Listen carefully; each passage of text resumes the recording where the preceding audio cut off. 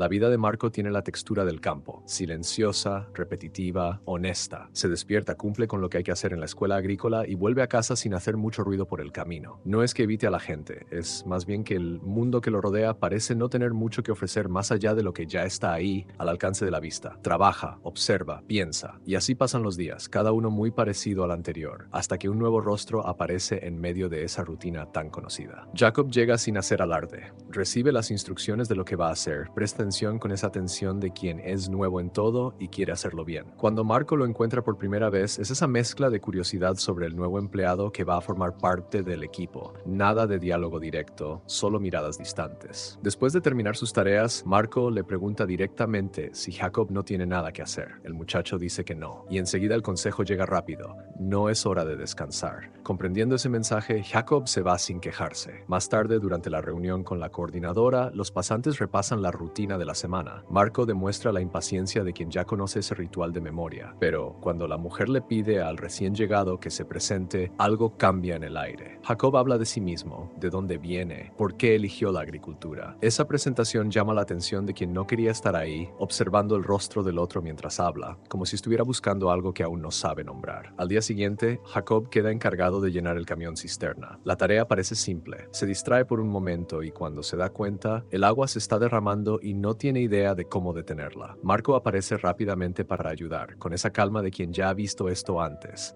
El muchacho queda mortificado por el error. El otro, en cambio, se divierte. Hay algo en ese contraste que ya dice mucho sobre los dos antes de cualquier conversación más larga. Fuera del trabajo, cada uno sigue su mundo. Jacob vive con su madre, una experiencia tranquila. Pero del otro lado de la ciudad, Marco espera su pizza en una recepción, solitario como siempre. Después de pagar la comida de la noche, se dirige a irse del lugar hasta que una chica lo llama por su nombre. Ella quiere saber si acepta tomar una cerveza. Educadamente, él rechaza la propuesta y sigue adelante. Es el tipo de invitación que el muchacho rechaza con frecuencia. En la granja, los dos terminan cruzándose con más frecuencia. Un cierto día, mientras Jacob recibe explicaciones sobre las cercas eléctricas que controlan a los animales, Marco observa desde lejos. La supervisora toma una hoja del suelo y le dice a Jacob que toque la cerca. El calambre es inmediato, lo que hace reír a todos con esa situación. Una broma que es familiar para Marco, que ya ha visto esto pasar otras veces. Desde lejos observa a Jacob un instante más de lo necesario. Cuando los dos terminan el servicio, caminan en la misma dirección. Hay un silencio entre ellos que no es incómodo. Sentados en un rincón cualquiera, Marco ofrece un sándwich y Jacob acepta. El más joven comenta que la señorita Tamian parece simpática, pero Marco no responde y en cambio le pregunta si ha viajado alguna vez. Jacob dice que fue a Túnez con sus padres cuando era más pequeño y le pregunta si él estaba estudiando para sus exámenes. Marco admite que su verdadero foco está en el lago Lemketen, un lugar que frecuenta en lugar de estudiar. Jacob escucha todo eso en silencio. Marco termina de comer y se va sin avisar, y el otro, sin pensarlo mucho, se calza sus botas rápidamente y va detrás. En un trayecto de vuelta a casa, la compañera de trabajo le pregunta a Jacob si tiene novia. La respuesta es un simple no. Ella insiste en el tema queriendo saber el motivo. Él menciona que ya tuvo una relación en línea conflictiva que no funcionó, pero no sabe por qué terminó. El silencio que sigue dice más que cualquier explicación que él pudiera dar. Es en el lago donde las cosas comienzan a ser más difíciles de ignorar. Jacob observa al muchacho secándose después de un baño en el lago. El joven pregunta casi casualmente si hay un tanque en esas aguas. Marco confirma esa información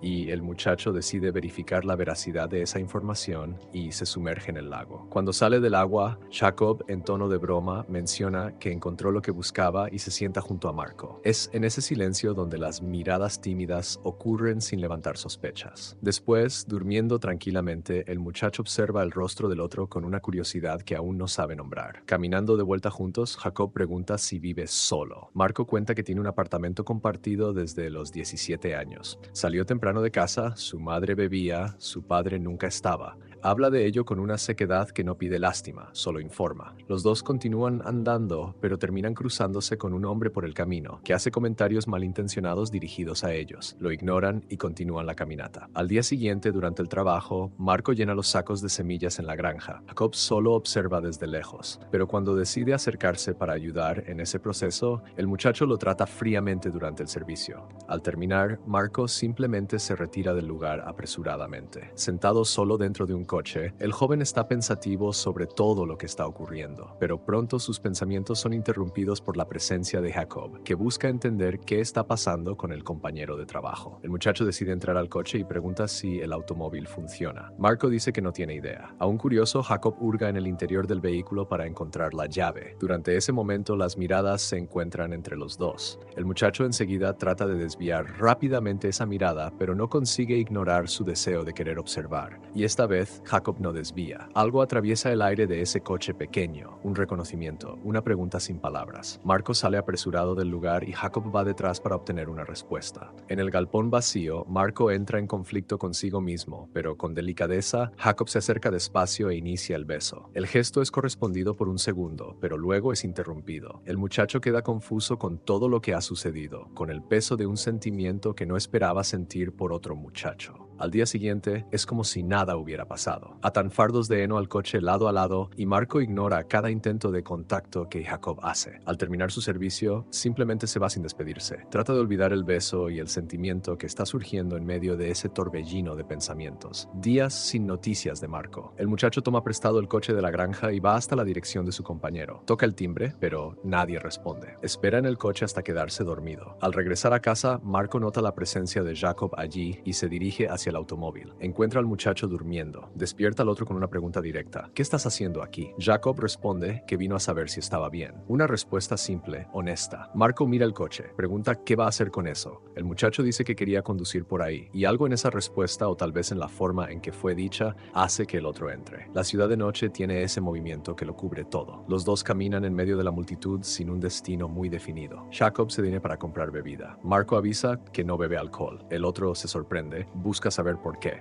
Marco simplemente no responde, pero bebe la bebida igualmente. Sentados en una acera, Jacob pregunta si aprobó los exámenes. Marco dice que no sabe, pero si los aprobó, ahora es un agricultor calificado. Los dos sonríen con eso. La conversación fluye con una ligereza que el día a día no suele tener. Marco pregunta si le gusta la pasantía. Jacob dice que es más emocionante de lo que esperaba, dejando una ambigüedad en esa respuesta. Caminando, Marco propone un juego de lucha, el tipo de juego físico que es excusa para que los cuerpos se acerquen más, y los dos se van aproximando en ese juego hasta que el beso casi ocurre de nuevo. Pero Marco retrocede cuando nota que están a la vista de cualquiera. Jacob respeta esa decisión y vuelven a caminar hacia un lugar más tranquilo. Cuando llegan al coche, entran. Allí, en ese espacio pequeño y cerrado, lejos de las miradas, ya no hay retroceso. Los dos se entregan, guiados por aquello que ya estaba ocurriendo hace tiempo, solo esperando el momento adecuado para existir sin miedo. En la mañana siguiente, devuelven el coche juntos. Caminan lado a lado. Antes de despedirse, Jacob intenta robar un beso, pero Marco desvía, aún con miedo de ser vistos por alguien, y se va dejando que el miedo hable más alto. En la mañana siguiente, Jacob llega tarde. La coordinadora quiere saber dónde estaba y cuestiona los motivos por los que tampoco apareció el día anterior. Él pide disculpas, dice que estaba enfermo. La mujer acepta esas disculpas, pero le pide que avise. Antes de que él se vaya, ella pregunta si Jacob ha visto a Marco, pues tiene una noticia que darle sobre la aprobación en el examen que tuvo. Jacob dice que no lo ha visto, pero le avisará si encuentra al muchacho. En el galpón, en medio del servicio, hace una pausa. Sale afuera y se queda esperando ansiosamente el reencuentro, con los ojos puestos en el camino, en el tractor que se acerca. Cuando Marco baja de ese transporte, los dos comienzan a acercarse, algo diferente ocurre. No hay retroceso esta vez, no hay miedo en el camino, solo el abrazo, simple, directo, real. Un gesto que no necesita oscuridad ni espacio cerrado para existir. Ahí, en medio de ese lugar abierto, dos muchachos se encuentran sin pedir permiso para ello.